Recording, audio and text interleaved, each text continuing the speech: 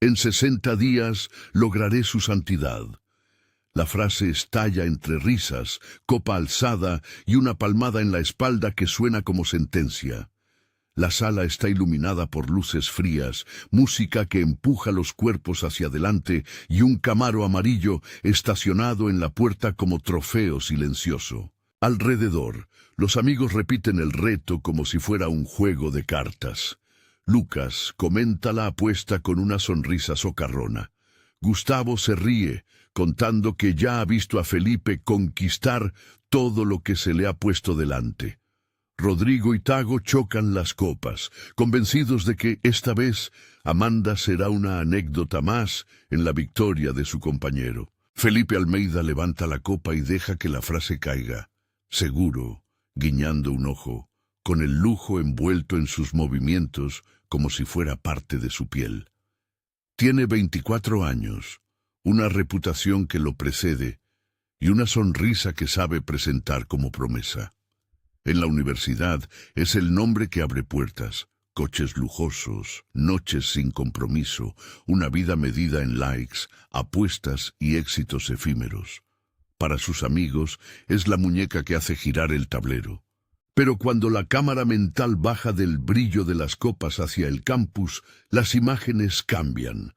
En un banco bajo un plátano, sola y sin ostentación, Amanda Silva lee con las piernas recogidas y una Biblia abierta encima de los jeans. Tiene 22, una sonrisa que no conoce la prisa del placer y la costumbre de cuidar a los demás con gestos pequeños.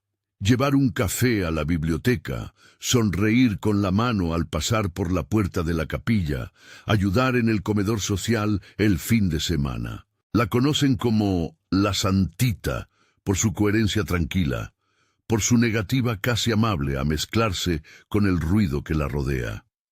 Sus padres la vigilan con ternura.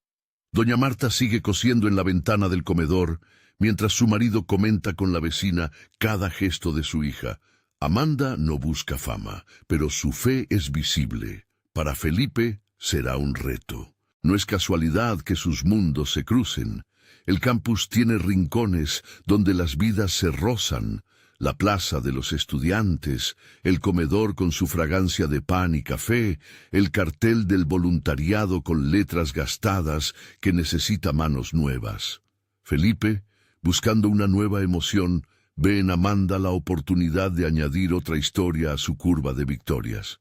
Lo que para él es entretenimiento, para sus amigos es espectáculo. La apuesta se transforma en guión. El playboy que se disfraza de interesado en la fe para robarle a la creyente la seriedad que la define. La primera vez que se acerca lo hace con la suavidad de quien conoce los gestos correctos. Un primer comentario sobre el libro que ella sostiene. Una pregunta tan inocente que parece casual. Amanda levanta la mirada. Lo mira con esa cautela que no necesita explicaciones. Hablan de cosas triviales. Autores, exámenes, la próxima colecta del comedor. Felipe escucha con la habilidad de quien ha practicado 1000 conversaciones. Asiente, repite la palabra que más le conviene, sonríe cuando ella suelta una broma. Sus ojos calculan.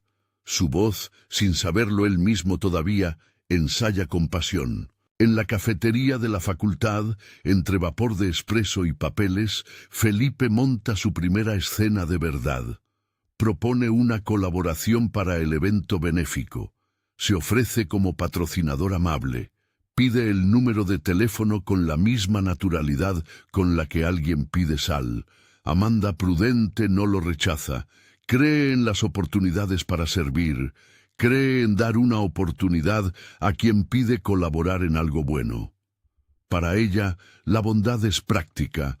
No sospecha guiones detrás de las palabras. La apuesta se pule en conversaciones entre hombres. Invítala a una cena, hazte el converso ante sus padres y luego la llevas a una fiesta. En 48 horas la tenemos en el mismo sitio. Se reparten roles como si fueran cómplices en una broma. Alguien consigue el lugar, otro dice que trae las bebidas, otro asegura que tiene una receta para que ella no recuerde la noche. Nadie en ese instante pregunta por las consecuencias. Nadie piensa que lo que están planeando es vulnerar la voluntad de una persona. Felipe se pliega a la rutina del plan con una mezcla de excitación y profesionalismo. Finge interés en la fe, practica frases de arrepentimiento que ha visto en películas, ensaya una historia de conversión rápida que encaje con la narrativa que Amanda valora. En la cena con los padres de Amanda se presenta como más serio de lo que es. Habla de trabajo, de proyectos sociales. Deja que doña Marta vea en sus manos las ganas de responsabilidad que la tranquilicen. Convencer a los padres no es difícil con el traje correcto, el gesto de respeto y las palabras que suenan bien. Amanda observa con la desarmada ingenuidad de quien quiere creer que el otro es sincero. Ella espera encontrar un aliado para la causa del comedor social. No imagina que está entrando en la escena que sus amigos han apostado. El acto de caridad es impecable. Felipe aparece con donaciones, fotos, discursos ensayados. Cámara lenta, gestos en el comedor, abrazo a un anciano, una foto con los voluntarios. Amanda mira con admiración contenida. La voz de Felipe es cálida y mesurada, y por un momento el gesto parece verdadero. Es ahí donde la línea entre lo que se finge y lo que se siente empieza a difuminarse. Él se repite a sí mismo que solo quiere ganar una apuesta, que tras la noche volverá a sus viejos hábitos. Pero las costuras de la mentira se tensan cuando Amanda le da las gracias con una voz que suena a confianza. La noche que han planeado tiene todo el decorado de un triunfo, un piso con vistas a la ciudad, luces bajas, música que pide movimiento, risa, ambiente y copas. Felipe conduce a Amanda diciendo que es simplemente una celebración por el éxito del proyecto, y ella, que quiere apoyar el trabajo que se ha hecho, acepta. La puerta se cierra detrás de ellos y, con cada paso, la atmósfera se vuelve más propicia para lo que no fue hablado en voz alta: la manipulación. No se describe la trampa con detalle morboso. Basta con saber que, entre vasos y conversaciones, alguien mezcla una sustancia en la bebida de Amanda. La intención es clara y doliente: reducir su voluntad, apagar su vigilancia, convertirla en objeto de una broma que lleva la violencia incorporada. La cámara de la narración se acerca a los gestos: una mano que vacila, un dedo que aprieta el borde del vaso, miradas que no son miradas, sino comprobaciones. Se siente, en el aire, la traición. Pero Amanda no es un personaje simple. Cuando la química en su bebida empieza a hacer efecto, su primer instinto no es el pánico al cuerpo, sino la súplica al espíritu. Se arrodilla agarrando la orilla de una mesa, murmurando una oración que no es fórmula y no suena a presunción. Señor, si estás aquí, protégeme, no me dejes en tu nombre. La súplica nace de algo profundamente real: su dependencia, su miedo y su confianza. La oración corta el ruido de la fiesta como un hilo al cortar una tela. No es una escena de magia. No hay fuegos artificiales ni ángeles que hacen entradas dramáticas. Hay, sin embargo, una sensación de lucidez que vuelve a su mente como un soplo frío en la noche. Por un instante, el mundo se ordena, voces que se vuelven ecos, la música que se convierte en un telón lejano, la traición clara. Amanda recupera la claridad necesaria para ponerse en pie, mira a su alrededor y ve lo que ha pasado. Lo que sigue no es una confrontación de cine, sino algo más crudo y necesario: un rechazo, una palabra firme y una salida. Amanda, con la compostura del que no permite que le arrebaten la dignidad, dice que se va. Su voz es clara, sin estridencias. En ese tono hay una autoridad que no advierte de gritos, sino de límites. La gravedad del hecho se impone. Los presentes entienden que algo ha fallado. Felipe, en primera línea de la apuesta, ve la escena y por primera vez en la noche siente la fisura en su plan. La mirada de Felipe hacia Amanda en ese instante no es solo la de quien ve frustrado su juego. Es el primer destello de una inquietud que no reconoce. En su cabeza mezcla rabia por la pérdida del control y algo que asoma y que le incomoda. La paz que emana de ella, no como derrota, sino como escudo. La fe de Amanda no se ha convertido en defensa teatral, sino en un centro desde el que rechaza la manipulación. Su postura no simple, la oración no fue un truco, fue un acto de autoridad espiritual. Y esa autoridad le devuelve a Felipe algo que no esperaba. La sensación de haber sido descubierto frente a algo que no puede comprar ni imitar. Tras la noche hay consecuencias inmediatas. Amanda se distancia, pide explicaciones que no llegan, y cuando las palabras se asoman son eufemismos, vacíos. Felipe encuentra puertas cerradas donde esperaba pasillos abiertos. No se trata solo de perder la apuesta. Se trata de ver cómo su acción ha herido a una persona que no merecía ser moneda de diversión. La comunidad universitaria murmura. La iglesia se entera a través de voluntarios. La familia de Amanda siente la indignación por encima de la vergüenza que intentan ocultar. En la soledad de su coche, Felipe observa la ciudad con una mirada que ya no encuentra alturas. La frase de la apuesta resuena en el eco de la noche con un sabor amargo. En 60 días lograré su santidad, repite sin ganas, como si la frase se hubiera vaciado de sentido. Es la primera vez que la idea de santidad, esa que había convertido en trofeo mental, aparece ante él no como mérito robado, sino como cosa sagrada. No sabe aún qué hacer con esa sensación, pero la inquietud lo empuja a hacerse preguntas que no había pensado. ¿Qué clase de hombre soy si mi diversión humilla a alguien?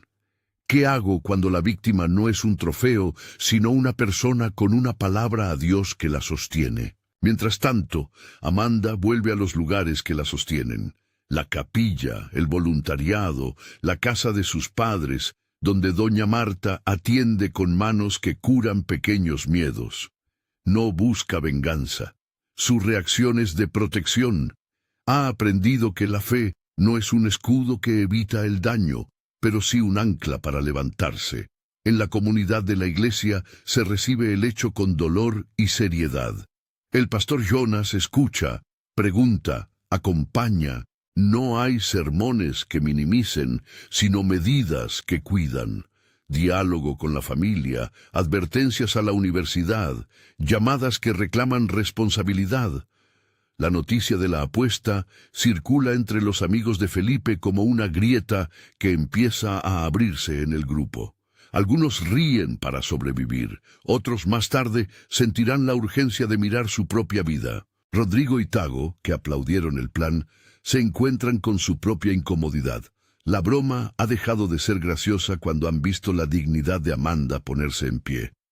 Lucas, que desea mantener su estatus, evita el juicio público, pero no puede evitar que la culpa lo roce.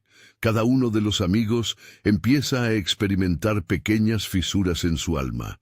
La primera chispa de un fuego que, si arde bien, puede iluminar otras vidas. Desde la narrativa el lector siente la tensión crecer como cuerda de arco. La apuesta que debía ser cierre se ha transformado en inicio de algo más serio. Felipe camina ahora entre dos posibilidades: continuar con la fachada de siempre, olvidar, racionalizar, silenciar, o permitir que la inquietud que Amanda le devolvió lo desarme y lo empuje a buscar reparación. No es heroico todavía.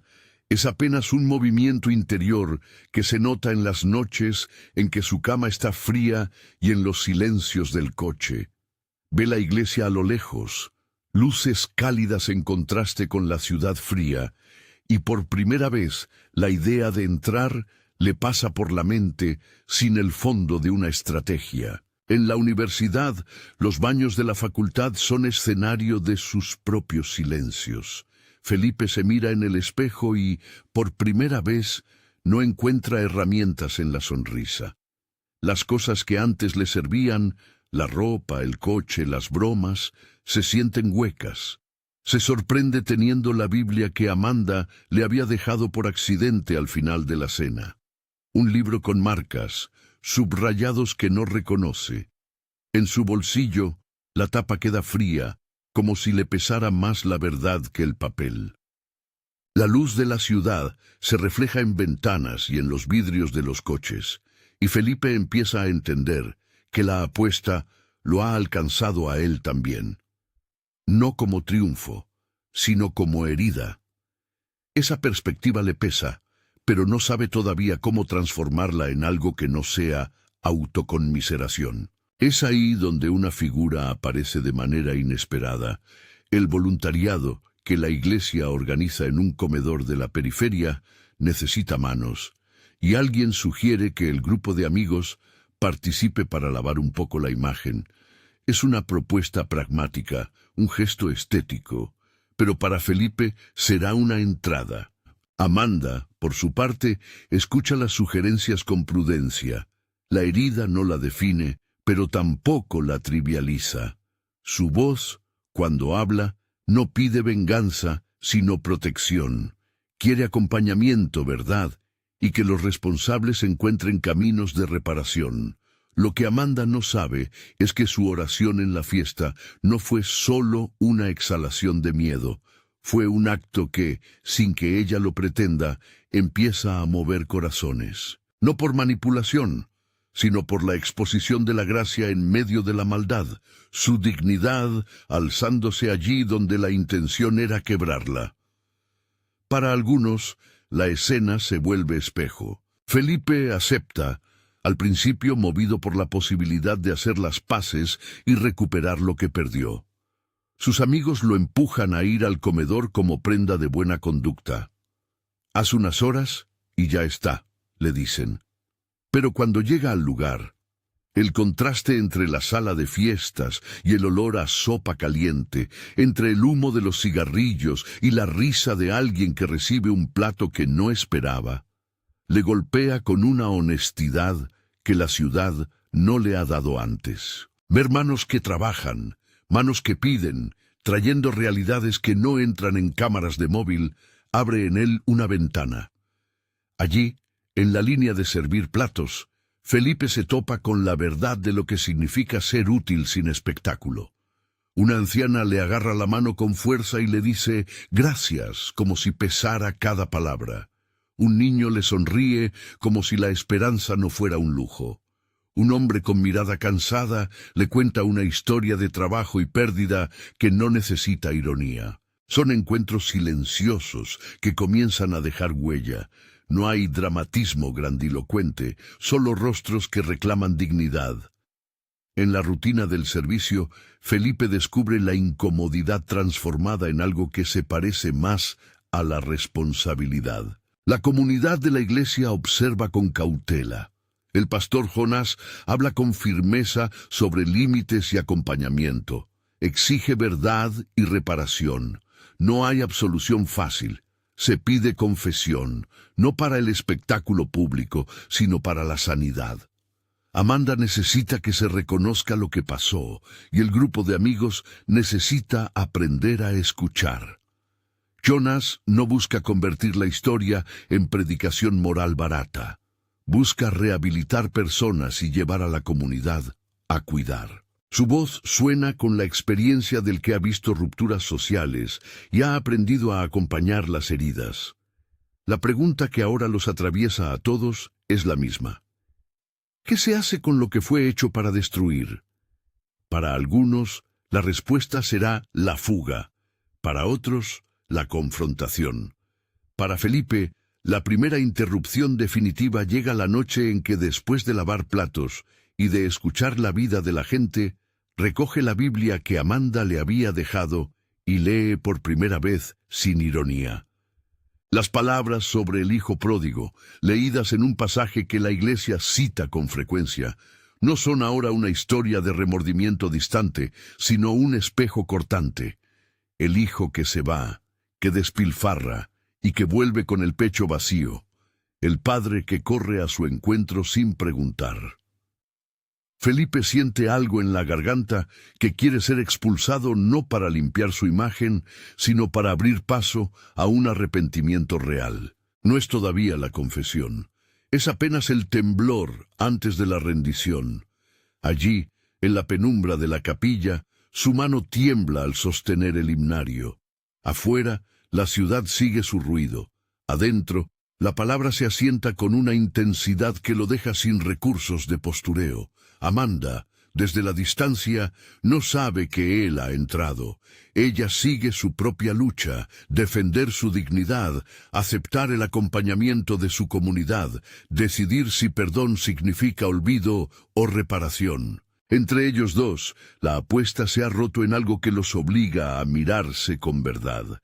En el momento en que Felipe cruza la puerta de la iglesia por primera vez en voz baja, el aire parece distinto. No hay público, solo bancos que guardan historias. Sus pasos suenan más altos de lo que quisiera. Se sienta en el final, evitando las miradas. Su cuerpo es una mezcla de orgullo herido y curiosidad. Afuera hay gente tomando fotos, pero aquí la cámara es otro tipo de mirada, menos cruel. La parábola del hijo pródigo está por comenzar en el sermón del pastor Jonás. La palabra va a abrir la historia que, entre ironía y herida, ha empezado a tocarlo. Felipe aprieta el himnario sin leer. Siente que la frase que pronunció en la sala de fiestas vuelve como grito o como risa triste. En 60 días lograré su santidad. No sabe entonces que esa frase, lanzada en la ligereza del juego, se convertirá en leitmotiv de algo mucho más grande y extraño que la apuesta. No sabe que la santidad de Amanda no será trofeo sino instrumento. No sabe que lo que él pensó romper, comenzará a romperlo a él primero. Afuera, la ciudad, indiferente, niega saber del cambio. Adentro, en los bancos de madera, una comunidad empieza a orar por lo que se quebró, sin grandes promesas, con necesidad de verdad y con la paciencia de quien acompaña procesos. La historia en ese instante está en suspendida. Sobradas causas para huir, suficientes motivos para enfrentar. Y Felipe, con el himnario apretado, tiene por delante una pregunta que no puede responder con la boca abierta y con un plan trazado. ¿Qué harás cuando la apuesta se transforme en llamada? La pregunta permanecía en el aire de la capilla mucho después de que las luces se hubieran apagado y los últimos feligreses se hubieran marchado. ¿Qué harás cuando la apuesta se transforme en llamada? Esa noche, Felipe no volvió a su rutina habitual. No hubo música ni coches presumiendo, solo el eco de palabras que no había ensayado, y la sensación nueva de que algo dentro de él se había roto de verdad. Caminó sin rumbo por las calles hasta que el frío le obligó a parar en una cafetería abierta.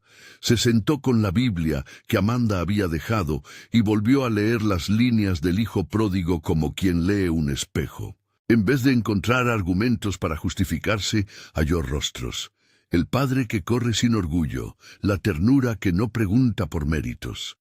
La lectura le fue desgastando excusas. Al día siguiente, la universidad parecía girar con su habitual indiferencia, pero las voces que lo habían acompañado en la broma ahora le resultaban huecas. Algunos compañeros le lanzaron miradas que no eran ni perdón ni condena, solo sorpresa. Otros lo evitaron. En su grupo los chistes se hicieron más cortos. Lucas fingió normalidad, pero su sonrisa era distinta. Rodrigo ya no tuvo ánimos para las bromas. Gustavo y Tago intercambiaban silencios incómodos. La apuesta, que había comenzado como un juego, ahora colgaba sobre sus hombros como una losa que nadie sabía cómo retirar. Si te interesa ver cómo Dios cambia vidas reales, suscríbete. Estas historias muestran que la gracia actúa en lo cotidiano. No fue un proceso inmediato ni teatral. Las transformaciones de verdad suelen ser lentas y desordenadas. Están hechas de encuentros aparentemente pequeños y de decisiones repetidas que, sumadas, terminan por recomponer una vida. Para Felipe, el primer encuentro decisivo vino en una conversación de pocos minutos con el pastor Jonás. Jonás no era un hombre de discursos grandilocuentes. Había aprendido, en años de acompañar heridas, que la verdad llega mejor cuando se dice con voz baja y firme. Invitó a Felipe a sentarse en la sala pastoral, le ofreció un café que el joven apenas bebió y le preguntó cómo se sentía. Felipe respondió con un torrente de palabras que iban desde la vergüenza hasta la rabia consigo mismo. Por primera vez habló sin intención de maquillar la historia. No pidió consejos rápidos sobre cómo recuperar la confianza de Amanda. Preguntó, con voz quebrada, si había un camino para reparar lo que había hecho. Jonás no cedió a la búsqueda de soluciones simbólicas. Le habló de responsabilidad concreta. Admitir la verdad, pedir perdón a la persona dañada, asumir consecuencias y participar en un proceso de acompañamiento con terapia y servicio. Le dejó claro que la justicia de la comunidad no era venganza, sino restauración ordenada. Reparar, reconocer y someterse a acompañamiento. Le propuso empezar por 3 cosas inmediatas: confesar en privado a Amanda, suspender las salidas nocturnas y ponerse a disposición del voluntariado de la iglesia para trabajar bajo supervisión. No hubo perdón automático. Hubo pasos. Mientras tanto, Amanda no vivía la conversión del entorno como una escena de película que ella protagonizara. Su herida seguía siendo real y presente. Con la serenidad que siempre había mostrado, puso límites. Aceptó que Felipe pudiera acercarse solo dentro de un proceso guiado. Pidió que su familia y la iglesia fueran parte del acompañamiento. Exigió, con asertividad y sin ira vulgar, que no hubiera manipulación de escenas públicas para lavar culpas. Para ella, la sanidad tenía que ver con verdad y con seguridad. No buscó venganzas, tampoco atajos. Su perdón, si llegaba, tendría que brotar de la evidencia de cambio, no de promesas vacías. La conferencia de su decisión fue calma pero firme. Quería verdad, acompañamiento profesional y que los responsables asumieran consecuencias. La universidad abrió una investigación interna. El grupo de amigos fue citado a rendir cuentas. No se trataba de juicios mediáticos, sino de pasos institucionales que obligaran a mirar. La oferta de participar en el voluntariado, que para Felipe había sido inicialmente una coartada, se convirtió en punto de encuentro con rostros que no podían ser ignorados. En el comedor social, la vida no concede títulos ni prestigios. Hay hambre, frío, historias de vida que no caben en un meme. Felipe volvió a esa rutina con manos torpes al principio: cortar verduras, fregar platos, servir sopa. Al principio fue un teatro de reparación. Después, el gesto repetido fue quitando la capa de la performatividad. Una anciana le llamó por su nombre la primera semana. No lo conocía, pero lo llamó con la naturalidad de quien agradece una sonrisa. Alguien le contó un problema de verdad, sin bromas ni coartadas. Alguien más le miró como quien ve si el gesto se sostiene. La experiencia fue pequeña y contundente. Servir sin espectadores enseña a mirar la propia vida de frente. Los amigos de Felipe también sintieron la presión de la verdad. Algunos, como Rodrigo, empezaron por minimizar. Era una broma, murmuró ante la mirada dura de su conciencia. Otros, como Lucas, comenzaron a notar que la diversión que les había mantenido parecía de repente un hueco. Gustavo y Tago reaccionaron con violencia interna. La culpa les pesaba. Jonás incluyó al grupo en sesiones de consejo con límites claros. Allí no había excusas, solo reconocimiento y responsabilidades. No fue todo aceptación inmediata. Hubo resistencia, rabia y para algunos negación. Pero también hubo pequeñas rendiciones. Una tarde en la que Rodrigo se quedó solo en la sala pastoral y tras mucho silencio pidió hablar. No fue una confesión pública ni dramática. Fue una cara con lágrimas, admitiendo que había participado y que no había pensado en lo que haría a otra persona. La parábola del hijo pródigo, que Jonas había predicado aquella mañana cuando Felipe entró por primera vez a la iglesia, volvió a aparecer en conversaciones y en reflexiones personales. Felipe la releía ahora como una llamada no a la impunidad, sino a la humildad. El hijo que vuelve no lo hace porque merezca, lo hace porque reconoce su falta y necesita dejarse acoger para rehacerse. Para el pastor, la analogía no era para justificar, sino para ordenar el paso de la restauración, arrepentimiento, restitución y seguimiento. Un día, tras semanas de trabajo en el comedor, Felipe solicitó hablar en privado con Amanda. Jonas estuvo presente, no como juez, sino como garante. La conversación fue tensa y real. Felipe no buscó excusas. Le habló con honestidad sobre la apuesta, sobre la mentira, sobre la broma que se convirtió en daño. Dijo palabras que pesaron. Pidió perdón, ofreció reparar y aceptó las consecuencias que la comunidad marcara. Amanda escuchó y no respondió en llanto ni en la rabia que algunos esperaban. Habló con la serenidad de quien ha aprendido a protegerse. No busco humillarte, Felipe, busco que entiendas el daño real. Si quieres hacer algo, que sea por verdad, no por espectáculo. La reparación que se propuso no fue simbólica. Felipe ofreció devolver el dinero que había involucrado en la apuesta, y más que eso, puso a disposición un plan.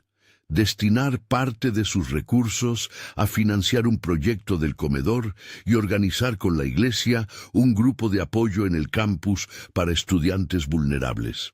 No fue una decisión impulsiva, sino una serie de acciones supervisadas por el pastor y por profesionales de ayuda. También aceptó someterse a terapia psicológica y a un proceso de rendición de cuentas semanal con el equipo pastoral.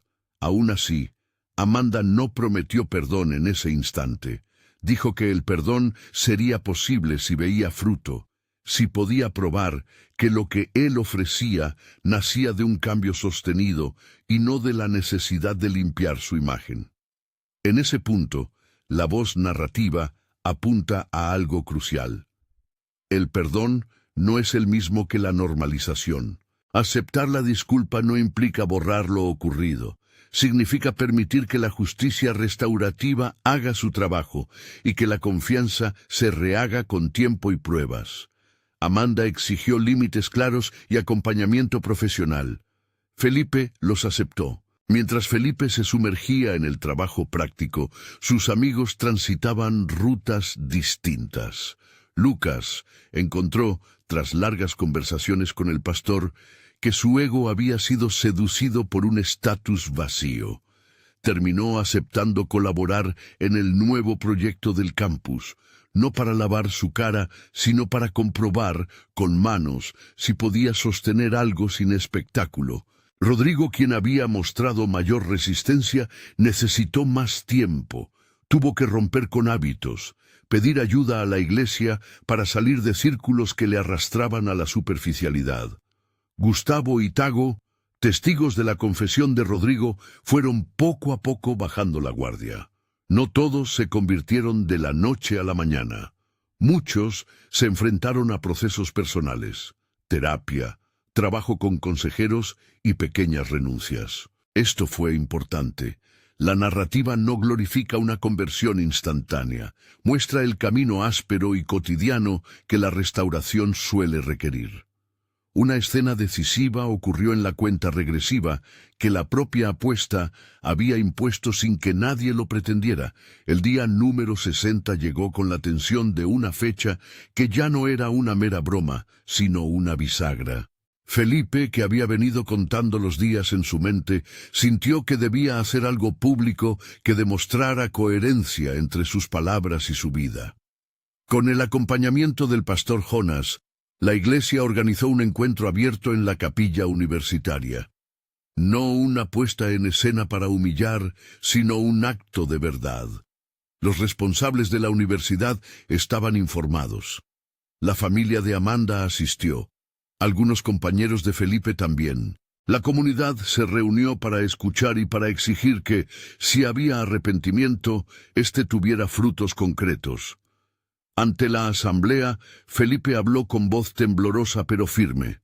Admitió la apuesta, describió su participación y pidió perdón sin suavizar. No buscó atenuantes, dijo exactamente lo que había hecho y sus consecuencias. Ofreció restitución. La cifra que había apostado y los recursos que había destinado fueron entregados oficialmente para financiar el proyecto universitario de apoyo a estudiantes vulnerables, supervisado por la Iglesia y por un comité mixto con representación estudiantil. Además, anunció que había vendido parte de sus bienes temporales y que ese dinero serviría para becas y para el fortalecimiento del comedor social. No fue un gesto escenográfico, fue parte de un plan acordado con la comunidad para que la reparación tuviera transparencia. La reacción fue compleja. Algunos aplaudieron con reservas, otros se quedaron en silencio. Amanda, que había seguido la intervención desde la primera fila, escuchó hasta el final. Cuando llegó su turno de hablar, no se trató de un perdón teatral. Con voz serena, describió el dolor que había sentido, la indignidad de la apuesta y la manera en que esa noche la dejó en guardia. Dijo que el perdón era un proceso y que la comunidad tenía el deber de acompañar la justicia. Sin embargo, también reconoció cuando percibió frutos, la sinceridad de la confesión, las acciones concretas y la disposición al acompañamiento. No pronunció palabras románticas. Habló de límites, de restauración y de esperanza. En su intervención hubo firmeza. No podía garantizar que retomaría una relación sentimental, pero sí expresó su disposición a recibir un proceso de reparación en la medida en que fuera genuino. La atmósfera se cargó de algo parecido a un alivio contenido. No era la celebración del triunfo del amor, sino la constatación de que la comunidad podía ser fiel a su vocación de reparar. Jonás, al cerrar, habló de la parábola del padre que corre a recoger al hijo perdido. Recordó que la misericordia no excusa la falta, sino que ofrece un camino para reconstruir. Tras aquel día, la vida adquirió un pulso nuevo. Los fondos entregados fueron administrados con transparencia y comenzaron a generar proyectos reales. Becas para estudiantes de bajos recursos, talleres en el campus para prevención y apoyo, un grupo de acompañamiento para víctimas de manipulaciones o abusos psicológicos. El dinero de la apuesta, que había nacido de la intención de degradar, fue redirigido a crear oportunidades. La ironía era radical. Lo que pretendía ser objeto de burla se transformó en recurso para dignificar vidas. El proceso de Felipe no fue lineal. Hubo recaídas en la autocompasión, días en que la tentación de volver a la vida anterior asomaba como un espejismo. Pero en esos momentos encontró manos que le sujetaron. Jonas, el equipo de consejería y algunos de sus amigos que, paradójicamente, ahora le exigían coherencia. Parte de su crecimiento pasó por renunciar públicamente a hábitos antiguos. Dejó de frecuentar los lugares que antes celebraban su figura, vendió lo que no necesitaba y dedicó su tiempo a formar un grupo de jóvenes voluntarios. Empezó a asistir a clases de ética, a trabajar en el proyecto del comedor y a participar en grupos de discipulado donde se enseñaba a servir con humildad. Sus actos empezaron a hablar más que sus palabras. Los amigos que habían apostado también vivieron transformaciones diversas. Lucas pasó de tratar de salvar su estatus a ponerse manos a la obra en el campus. Rodrigo, tras meses de resistencia, confesó en privado su pesar y comenzó terapia. Tago y Gustavo, enfrentados a su responsabilidad, decidieron que era momento de apostar a otro tipo de valentía, pedir perdón, cambiar de hábitos y aprender a escuchar. Algunos salieron del círculo por completo y encontraron su vocación en áreas que no conocían. como trabajo social o enseñanza. No fueron redenciones instantáneas, sino procesos de rendición que con el tiempo trajeron frutos visibles. Un momento delicado fue el acompañamiento que la Iglesia propuso para Amanda. No se trató de convertirla en objeto de misericordia, sino de garantizar su bienestar. Fue incluida en un equipo de apoyo psicológico, se le ofreció acompañamiento legal y la comunidad tomó medidas para que su integridad estuviera segura. Su voz fue central en el diseño de cualquier paso de reparación. Amanda, en su fortaleza, tomó decisiones sobre límites y participación que marcaron la pauta. No quería ser emblemática de un proceso sin sustancia. Quería que su historia sirviera como advertencia y como ejemplo de dignidad. Fue invitada en una etapa posterior a participar en el nuevo proyecto universitario, no como premio, sino como agente de cuidado para quien pudiera estar en situaciones de vulnerabilidad. Su criterio fue respetado. Participó cuando lo deseó, con responsabilidad y sin presiones.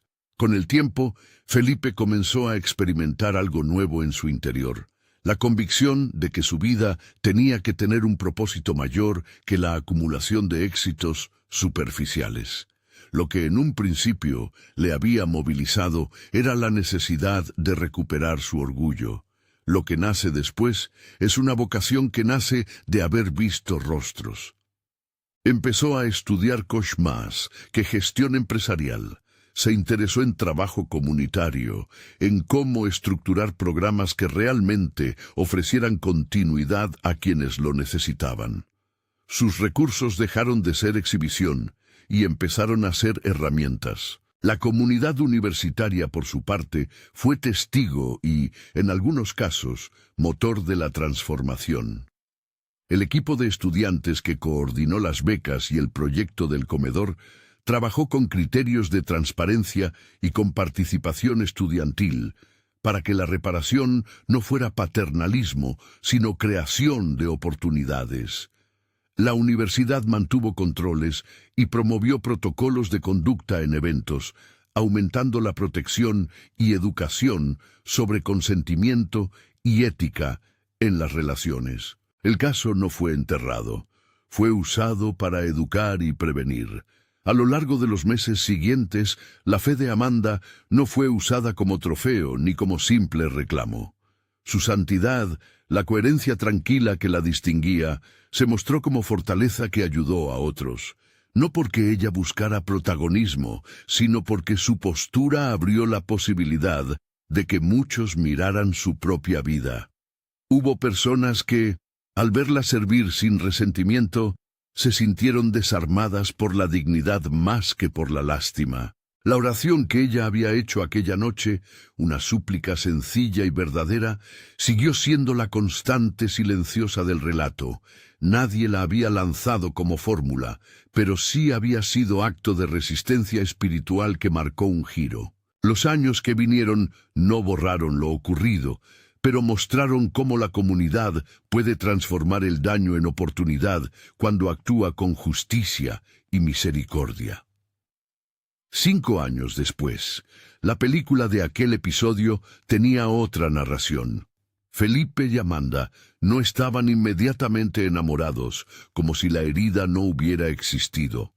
Su relación había pasado por etapas de respeto, distancias y finalmente decisión compartida. Su historia de amor, cuando llegó, no fue el resultado de un trofeo conquistado, sino de un proceso de sanidad y acompañamiento. Ambos fueron personas heridas que eligieron construir juntos a partir de los límites que habían puesto. La boda no fue un acto de exhibición, sino una celebración de restauración. La comunidad que los había acompañado asistió con la conciencia de que el camino que había conducido a ese altar tenía nombre y había costado. El ministerio universitario, que nació con los fondos de la apuesta, creció con participación de estudiantes que querían aprender a servir sin espectáculo. Se crearon programas de mentoría, becas, talleres sobre ética relacional y grupos de apoyo para víctimas y para quienes buscaban cambiar sus hábitos. Los antiguos protagonistas del juego, Lucas, Rodrigo, Gustavo y Tago, ocuparon roles distintos. Algunos como voluntarios, otros en la coordinación. Algunos, años antes, hubieran reído de esa posibilidad. Hoy, desde lugares humildes, hablaban ante grupos sobre responsabilidad y la necesidad de reparar. No se trataba de triunfalismo, sino de testimonio. Sus manos ahora servían mesas, en vez de levantar copas para aplaudir victorias que no valían. El pastor Jonas, que había sostenido la línea pastoral firme y compasiva desde el inicio, escribió en una carta a la comunidad una reflexión que circuló entre muchas personas. La gracia no borra la necesidad de la verdad. La verdad liberadora exige reparación y trabajo, y la gracia sostiene ese proceso cuando lo hacemos con honestidad.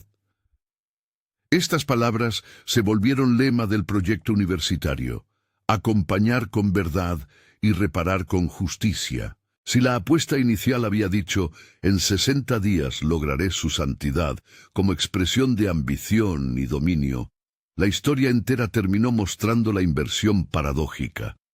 En 60 días no se quitó la santidad de Amanda. En 60 días, la santidad de Amanda empezó a convertirse en el instrumento que abrió un proceso de transformación para muchos. La frase, repetida ahora no con ironía sino como contraste, quedó colgada como advertencia y como testimonio de la soberanía de lo que es vulnerable y santo. Hubo momentos de tensión incluso después de la boda. No todo fue reconciliación sin dificultades. A veces salían a la luz detalles que requerían nuevos pasos, disculpas en reuniones más pequeñas, terapia de pareja, acompañamiento continuo. Pero la comunidad no dejó de estar presente. La Iglesia ofreció un plan de seguimiento para parejas jóvenes, recursos para estudiantes y un código de conducta reforzado. La prudencia con Amanda se mantuvo como ejemplo de cómo respetar límites mientras se ofrece sanidad. El fruto más significativo quizá no fue el matrimonio ni los proyectos con nombres oficiales, sino el cambio de vocaciones que surgió en aquel campus. Jóvenes que antes buscaban reconocimiento pasaron a encontrar propósito en servir. Las mesas del comedor social dejaron de ser un escenario de caridad ocasional para convertirse en un centro de formación para el liderazgo comunitario. Algunos ex-influencers del grupo de Felipe optaron por carreras en acción social y pedagogía. Otros encontraron la llamada en el trabajo pastoral. La inversión económica, que una noche había nacido del desprecio, se convirtió en capital para restaurar dignidad. En una escena que condensó el giro emblemático, Amanda y Felipe volvieron un día al comedor donde todo había empezado a cambiar. No hubo cámaras ni discursos preparados, solo platos, conversaciones y manos que trabajaban. Al acercarse a una mesa, Amanda se encontró con la anciana que años antes le había agradecido con fuerza. La mujer la miró con reconocimiento y le dijo con voz rasposa: «Tu firmeza fue una moneda que nos permitió comprar algo más grande, la esperanza de cada día». Felipe, que había pasado por tantas etapas, sintió que la frase cerraba una herida antigua. No era reivindicación vana, sino constatación de que la restitución se había puesto en movimiento. El cierre del arco no borró la responsabilidad ni el dolor inicial, tampoco justificó el daño. Lo que ocurrió fue más complejo.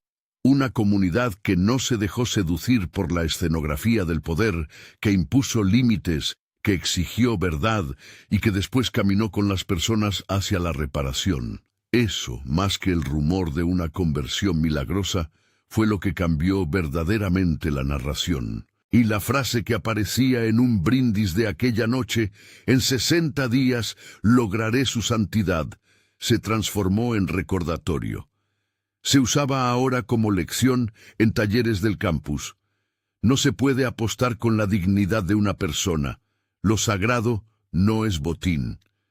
Los jóvenes que se habían equivocado escuchaban esas palabras con vergüenza y se ofrecían a enseñar lo que aprendieron para que otros no repitieran sus errores. Al final, la historia dejó una invitación clara. Las decisiones que tomamos en grupo pueden dañar a una persona, pero una comunidad de fe, si actúa con justicia, puede reparar y transformar. No porque la oración sea una fórmula mágica que borre consecuencias, sino porque la fe auténtica impulsa acciones concretas, confesión sincera, reparación transparente, acompañamiento sostenido y servicio que devuelve dignidad.